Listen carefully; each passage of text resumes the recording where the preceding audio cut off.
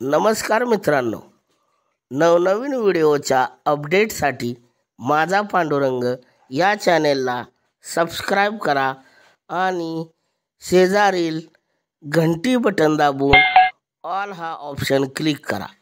धन्यवाद. दुरितांचे जाळे उगवूनी आठवीन पाय हा माझा नवस, रात्रंही दिवस पांडुरंगा. हो, तो जीव ज्यावेळेस त्या आईच्या गर्भामध्ये असतो त्यावेळेस तो बोलत असतो, सोहम सोहम सोहम. सह अहम म्हणजे सोहम, सह म्हणजे तू आणि अहम म्हणजे मी. असा तू मी परब्रह्म आहे असं ते मूल आईच्या गर्भामध्ये चिंतन करत असतं. कालांतराने ते मूल बाहेर येतं आणि बाहेर आल्यानंतर बदलतं. का बदलतं याचंही वर्णन याचंही उत्तर शास्त्रकारांनी देऊन ठेवलेले. शास्त्रकार बोलतात की जन्माला येत असताना एवढ्या वेदना आहेत, एवढ्या यातना आहेत की तो जीव आईच्या गर्भामध्ये असताना दिलेलं वचन आईच्या गर्भामध्येच विसरून जातो. हो, नंतर तो जीव बाहेर येतो आणि हळूहळू संसारामध्ये अडकायला लागतो. मग तुकोबाराय, तुम्हीच एका बाजूला म्हणत आहात की जन्माला येणं दुःखकारक आहे आणि तुम्हीच एका बाजूला म्हणत आहात की आजच्या अभंगाच्या माध्यमातून की घेईन मी जन्म. परंतु सज्जना हो, आम्ही सामान्य जीव जन्माला येत असताना आपल्या जन्माला येत असताना अत्यंत दुःख आहे. परंतु संत महात्मे जन्माला येत असताना त्यांच्या वाट्याला अजिबात दुःख नाही. कशामुळं? हृदयी असता नाम तुझे, हृदयी असता.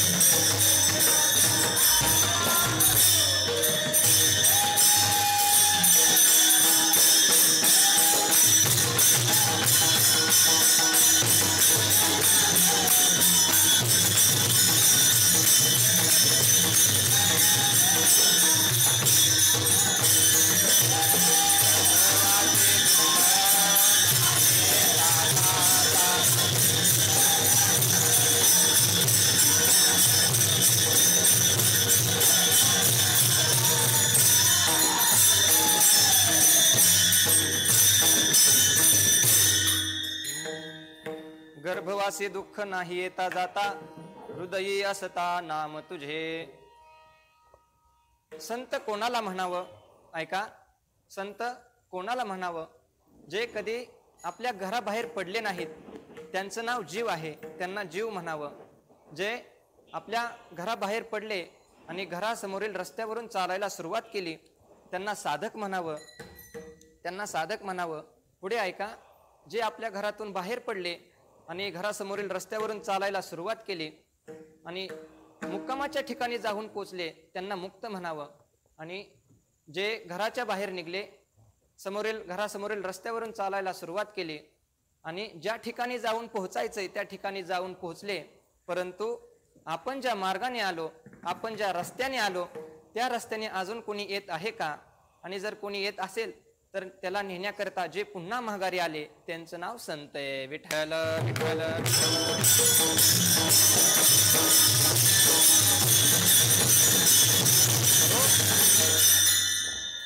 नसेल समजलं तर याही पेक्षा सोपं सांगतो.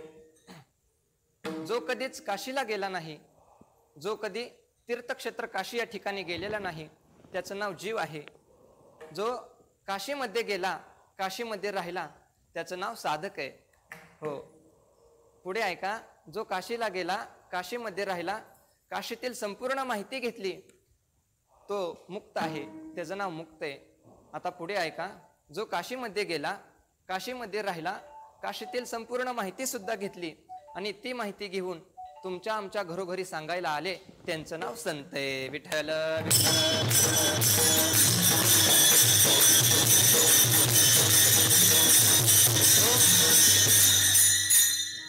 अजूनही नसेल कळालं तर याहीपेक्षा सोपं सांगतो ऐका. ज्याच्या ताब्यामध्ये जन्म मरण नाही, ज्याच्या ताब्यामध्ये जन्म मरण नाही, त्याचं नाव जीव आहे. आणि ज्याच्या ताब्यामध्ये जन्म मरण आहे, जन्माला कधी यायचं आणि मृत्यूला कधी स्वीकारायचं, हे ज्याच्या ताब्यामध्ये आहे, त्याचं नाव संत. विठ्ठल विठ्ठल.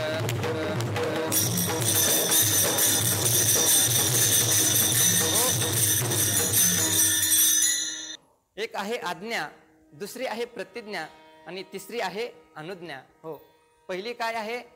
आज्ञा, दुसरी प्रतिज्ञा आणि तिसरी आहे अनुज्ञा. हो, वेदाची आज्ञा आहे, गुरुजींची आज्ञा आहे, शास्त्राची आज्ञा आहे, परंपरेची आज्ञा आहे. परंतु या जर आज्ञेचं आपण पालन नाही केलं तर काय होतं, यासाठी आपण निश्चलदास स्वामी यांचं उदाहरण पाहूया. निश्चलदास स्वामी हे 12 वर्ष आपल्या गुरूंजवळ राहतात, गुरूंच्या चरणाची सेवा करतात आणि गुरुकुल सोडून जात असताना त्यांना त्यांचे गुरुजी म्हणतात, निश्चलदास, तू निष्ठावंत आहेस, तू ज्ञानवंत आहेस, तू गुणवंत आहेस आणि म्हणून तू माझ्या मुलीचा स्वीकार करावा अशी माझी तुला आज्ञा आहे. त्यावेळेस निश्चलदास स्वामी बोलतात, गुरुजी, अहो, मला पूर्ण आयुष्य हे ईश्वराच्या सेवेमध्ये घालवायचे, मला या संसारामध्ये अडकायचं नाही. त्यावेळेस आपल्या शिष्यांना आपल्या वाक्याची अवज्ञा केली. त्यामुळे त्या गुरुजींनी निश्चलदास स्वामींना शाप दिला. काय शाप दिला? तर तुझं संपूर्ण आयुष्य हे अर्ध डोकं दुखेल. निश्चलदास स्वामींना काय शाप दिला? तर तुझं संपूर्ण आयुष्य हे अर्ध डोकं दुखेल असा शाप दिल्यानंतर त्या शापानुसार निश्चलदास स्वामींचं पूर्ण आयुष्य अर्ध डोकं दुखतं. पण पुढे ऐका ना, संपूर्ण आयुष्य अर्ध डोकं दुखत असून सुद्धा निश्चलदास स्वामी हे हजारो श्लोक पाठ करतात. हो, हजारो श्लोक पाठ करतात. आता बघा, विचार करा, ज्या निश्चलदास स्वामींचं संपूर्ण आयुष्य अर्ध डोकं दुखत असतं तरी सुद्धा ते हजारो श्लोक पाठ करतात. पण ज्याचं चांगलं डोकं आहे त्यांनी किती श्लोक पाठ करावेत? विठ्ठल विठ्ठल.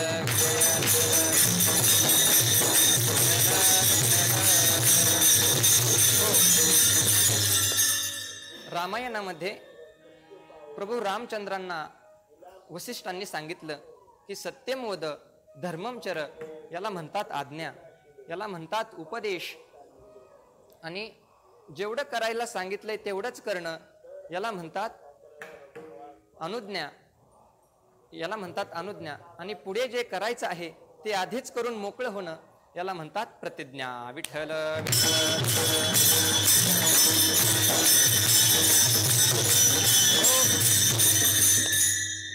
सज्जन हो, संत महात्मे हे कधीच आपल्या वाणीतून असत्य बोलत नाहीत. ते जे काही बोलतात ते केवळ आणि केवळ जगत कल्याणाचंच बोलतात. जगाच्या कल्याण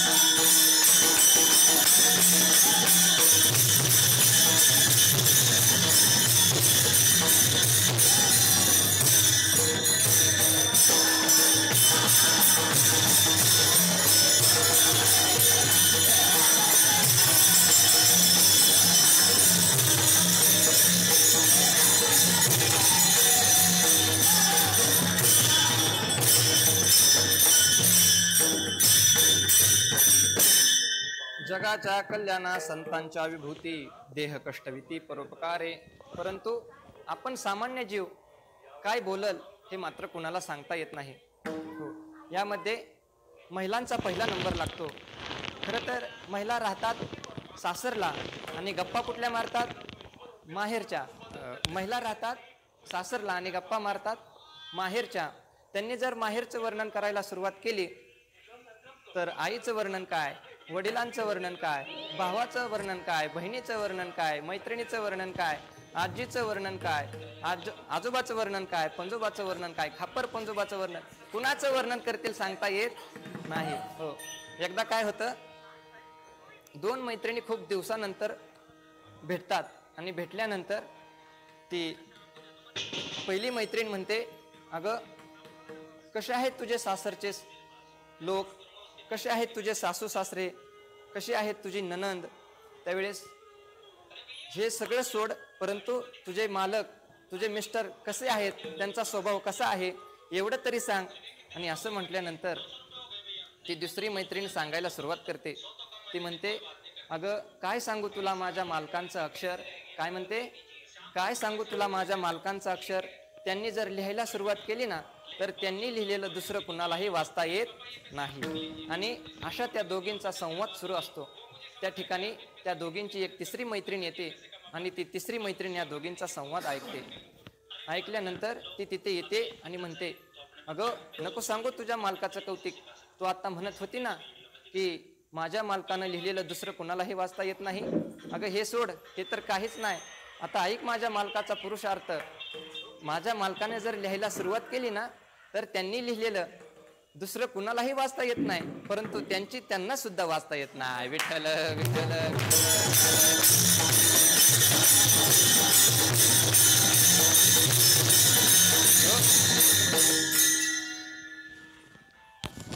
हा झाला आपल्या सामान्य माणसांमधला फरक.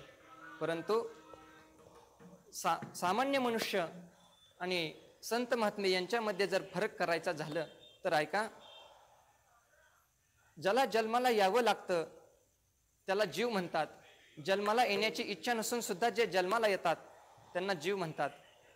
हो, जन्माला येण्याची इच्छा नसून सुद्धा जन्माला यावं लागतं. का यावं लागतं तर मागच्या जन्मी केलेलं कर्म भोगण्याकरिता आपल्याला जन्माला यावं लागतं.